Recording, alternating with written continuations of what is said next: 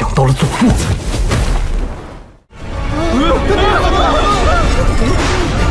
好像杀气，快看！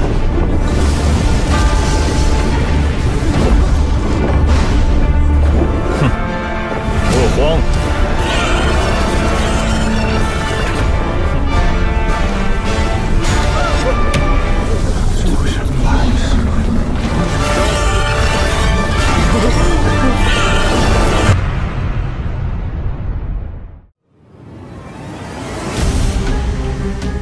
Oke guys, kembali lagi di channel kesayangan kita semua. Apalagi kalau bukan Cakra Diva dalam pembahasan alur cerita Donghua Perfect World yang udah masuk ke episode 116 ya guys ya.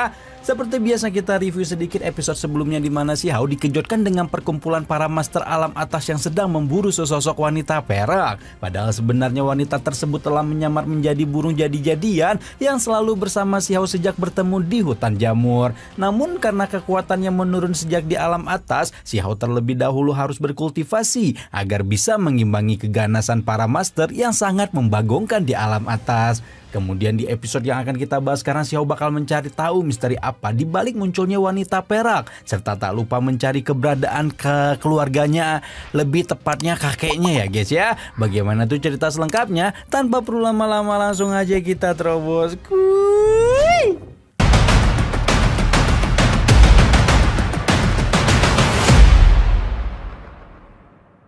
Sama seperti proses pemulihan kekuatan sebelumnya, si Hao kembali memilih Danau Desa Zu sebagai tempat berkultivasi setelah menyadari kalau di alam atas kekuatan yang membagongkan sangat dibutuhkan. Menariknya, si Hao bermeditasi di dalam danau yang dipenuhi air agar bisa fokus mengaktifkan darah tertingginya tanpa halangan suatu apapun.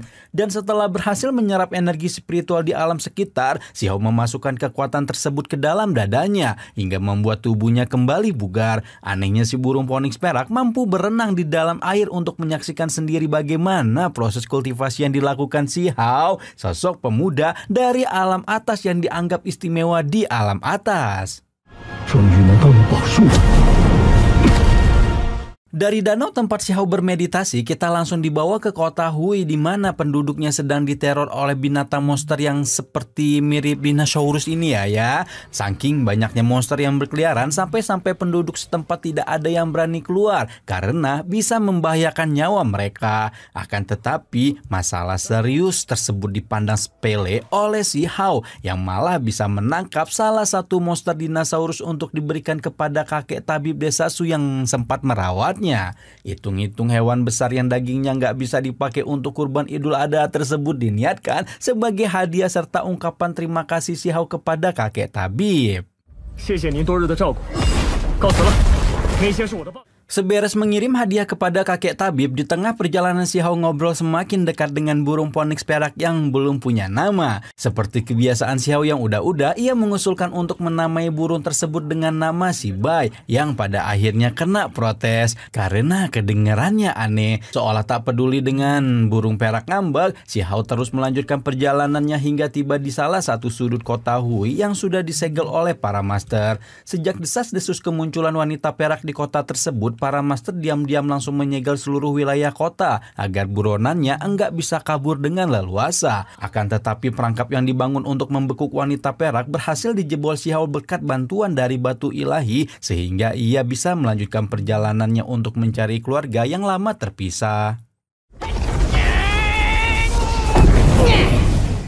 Keberhasilan menjebol segel kota Hui langsung dimanfaatkan si Hao untuk bergerak menuju ke negara 5 elemen tempat Gunung Bulau berada yang diduga menjadi tempat tinggal keluarganya. Dan sesampainya si Hao di sebuah desa yang dikelilingi pegunungan, secara tidak sengaja ia mendengar obrolan warga setempat yang bergosip tentang keluarga jin yang katanya luar biasa.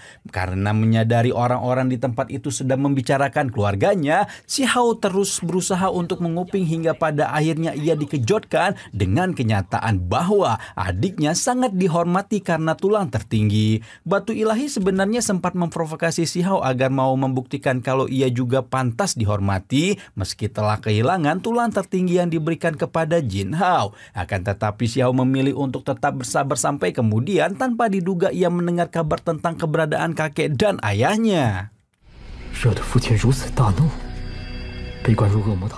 Jadi, berkat obrolan warga setempat itulah si Hao bisa mendapatkan info kalau kakeknya diduga telah disiksa di Pulau Iblis Jahat sehingga membuat ayahnya Ziling marah besar. Alhasil si Hao menggeser niatnya dari yang semula ingin menemui adik dan orang tuanya di Gunung Bulao menjadi pergi ke Pulau Iblis Jahat. Bagi si Hao, kakeknya yang konon sedang dipenjara jauh lebih membutuhkan bantuan dibanding orang tua dan adiknya yang sudah pasti aman di Gunung Bulao. Tanpa pikir panjang, si Hao mengajak Batu Ilahi untuk selalu menemaninya dan ikut pergi ke penjara Pulau Iblis demi menyelamatkan sang kakek tercinta. Oke, Cakra Diva jelasin ya. Jadi penjara yang dimaksud ada di Pulau Iblis Jahat yang menurut legenda semula milik Iblis Venerable yang mencapai kekuatan tingkat tertinggi. Dia pernah mengalahkan semua faksi dan tak terkalahkan. Namun pada tahun-tahun terakhir kekuasaannya, ia serakah ingin melampaui sendiri dirinya. Hingga pada akhirnya terjadilah sebuah terobosan yang menghasilkan pertarungan besar di mana Iblis Venerable itu malah membunuh makhluk terlarang dan memenjarakan para immortal. Tapi sayangnya niat jahat itu justru menjadi bumerang di mana Iblis Venerable mati, di mana daging dan darahnya menyatu dengan Pulau Iblis Jahat. Daging dan darah Iblis Venerable ditambah dengan kekuatan guntur jalan immortal menjadikan pulau tersebut berubah menjadi tanah berbahaya yang menghasilkan begitu banyak harta langka. Sejak kejadian itu, Pulau Iblis beralih fungsi menjadi setengah penjara dan setengah tempat berbahaya menyimpan harta karun berharga. Bahkan, sisa-sisa makhluk terlarang yang sempat ditebas oleh Iblis Venerable masih tersembunyi di balik ngeri dan horornya Pulau Iblis. Dan kini, meski terlarang tak banyak orang meninggoy setiap tahun, masih aja ada para penjelajah yang terus-menerus mendarat di Pulau Iblis Jahat karena tergiur dengan harta karun di dalamnya. 虽然每年都有无数人死于非命。 Singkat cerita, sebuah kapal teleportasi yang mengangkut puluhan orang berlayar mendekati Pulau Iblis namun diberhentikan oleh nahkodanya dengan alasan cuaca buruk. Menurut nahkoda, ia tak mau mengambil resiko sehingga memilih untuk berhenti di sekitar pulau selama kurang lebih 7 hari. Tentu saja pernyataan nahkoda tersebut membuat gaduh para penumpang yang ingin segera tiba di Pulau Iblis karena mengaku ada urusan yang sangat penting di atas segala-galanya. Tapi kakek nahkoda tetap bersikeras berhenti. Sedangkan kalau mau lanjut berlayar, maka penumpang harus membayar biaya lebih 2 kali lipat. Salah satu penumpang yang kita sebut saja sebagai Tukimin tampak kehabisan kesabaran sehingga ia ingin nekat menerobos kabut tebal sejauh 800 mil. Tukimin menuding kalau kabut tersebut hanya benda payah yang dijadikan alasan nahkoda untuk memeras biaya pelayaran menjadi jauh lebih besar. Alhasil Tukimin nekat terbang dengan segenap kemampuannya untuk menembus kepulan kabut tebal di langit yang berputar-putar dengan ganasnya. Hingga tiba-tiba... 好像杀气！快看！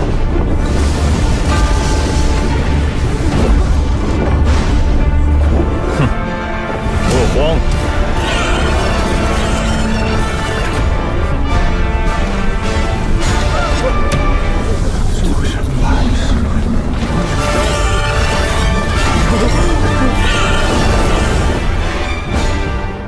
Sukses mengusir kabut pembunuh dengan lilin tulang menjadikan nahkoda kapal semakin leluasa untuk menguasai keinginan para penumpang yang sebelumnya sempat protes. Sementara itu si Hao yang sedari tadi hanya diam memperhatikan obrolan para penumpang, lantas berusaha mencari tahu apa yang sebenarnya akan dilakukan mereka di Pulau Iblis.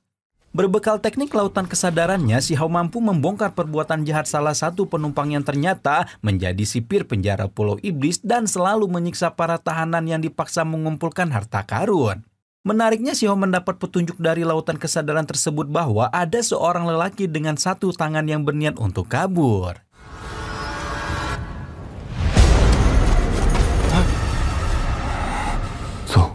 Zong逃出监牢，也有。快拦住那独臂人，让他跑！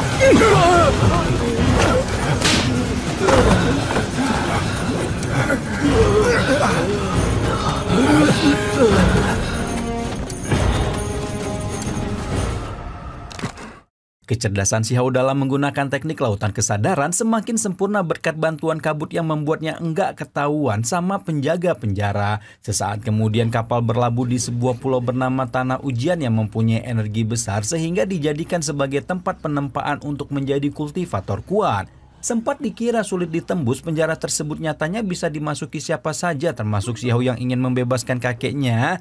Akan tetapi kalau ada pengunjung penjara yang menemui harta karun, maka harus menyerahkan sebagiannya sebesar 70% kepada penjaga. Selain itu penjara tersebut selalu memancing para kultivator untuk memasukinya karena diyakini menyimpan tulang rusak berlumuran darah milik para Master Venerable sebelumnya.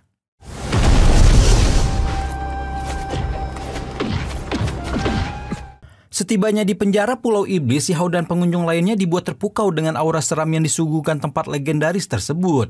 Di sisi lain, Batu Ilahi merasakan ada material misterius di dalam penjara yang kebanyakan dipenuhi kekuatan guntur dan kemungkinan besar berasal dari darah iblis venerable. Akan tetapi tiba-tiba saja Xiao yang sejak tadi diam saja mendadak marah karena kepikiran kakeknya yang disiksa oleh para sipir penjara hitam. Dalam benaknya, andai Xiao bisa berkultivasi hingga mencapai ranah Master Void Dao, maka ia akan langsung membuat alam atas nangis darah karena telah membuat kakeknya menderita.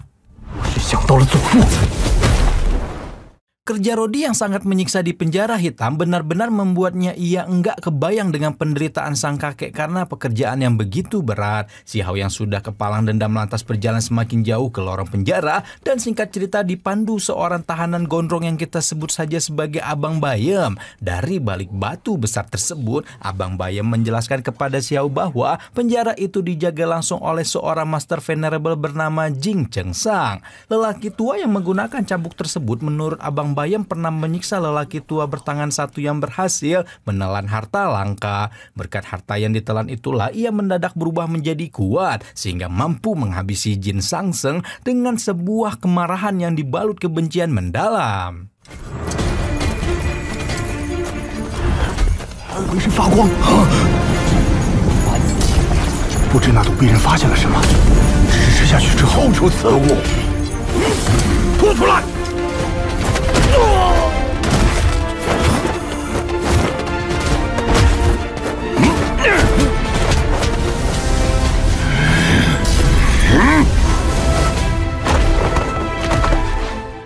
Sejak perkelahian itu, kakek bertangan satu kabur dan menghabisi para tahanan yang sempat bersama-sama disiksa dengan kejam di penjara hitam Pulau Iblis Jahat. Sayangnya Xiao gagal mendapatkan informasi lebih detail tentang kebencian mendalam dan seorang gadis yang kemungkinan besar selalu bersama kakek bertangan satu.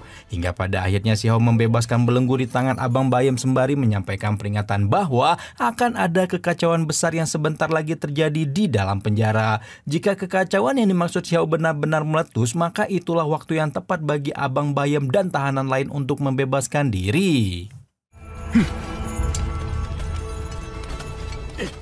Sementara itu Jin Sensang dan para sipir lainnya terus menyiksa para tahanan yang dipaksa menggali setiap hari demi mengumpulkan harta karun di Pulau Iblis. Dari kejauhan Xiao diperingatkan Batu Ilahi agar berhati-hati dengan para penjaga yang sudah berada di ranah venerable karena bisa membahayakan dirinya sendiri. Akan tetapi Xiao mempunyai rencana khusus di mana ia ingin memancing mereka ke lorong hitam yang mana para Master Api Ilahi tidak ada yang berani masuk ke sana. Dengan begitu, Xiao bisa menjebak mereka dan segera mendapatkan informasi yang pasti tentang keberadaan kakeknya. Semakin dalam Xiao berjalan, ia menemukan sebuah titik misterius yang diyakini mempunyai kekuatan besar karena pupil ganda saja tidak mampu untuk melihatnya. Beruntung bagi Xiao, ia memiliki batu ilahi yang mampu membantunya membongkar misteri di balik titik formasi yang diyakini merupakan peninggalan para master terdahulu. Sampai pada akhirnya batu ilahi yang berputar-putar sukses mengaktifkan titik tersebut sehingga memunculkan semburan energi besar yang membumbung tinggi ke udara. Alhasil teknik tersebut sukses memancing para sipir penjara untuk bergerak menuju tempat Xiao mengaktifkan formasi jebakan.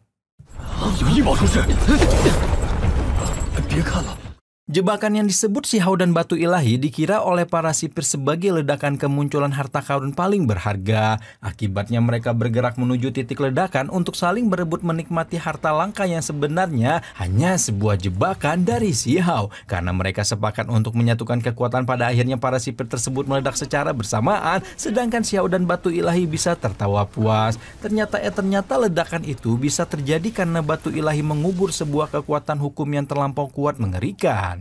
挖掘那件宝物，就会激发整座法阵。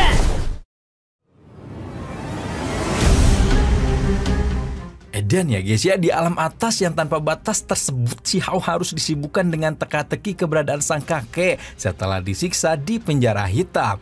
Nah, di episode ini tuh kita bisa lihat bahwa Si Hao itu semenjak naik ke alam atas itu kayak dia tuh memulai kehidupan baru ya guys ya. Kayak kekuatannya tuh dia nggak terlalu OP lagi kayak di dunia bawah gitu kan. Terus di alam atas juga dia kayak mencari lagi keberadaan kakeknya yang dulu sempat menyelamatkan Si Hao dan si cewek kecil itu ya. Kalian masih ingat kan? Nah, pada episode selanjutnya kita akan melihat Si Hao dan akan melihat baku hantamnya lagi. Wah, baru episode ini ya, kita nggak ngeliat baku hantam ya. Episode depan kita bakal ngeliat baku hantam lagi Si Hao guys. Setelah setiap episode kita ngeliat baku hantam. Ya udah, kita tungguin minggu depan Perfect Quote hanya di Cakra Diva. Rama di sini pamit. Bye bye.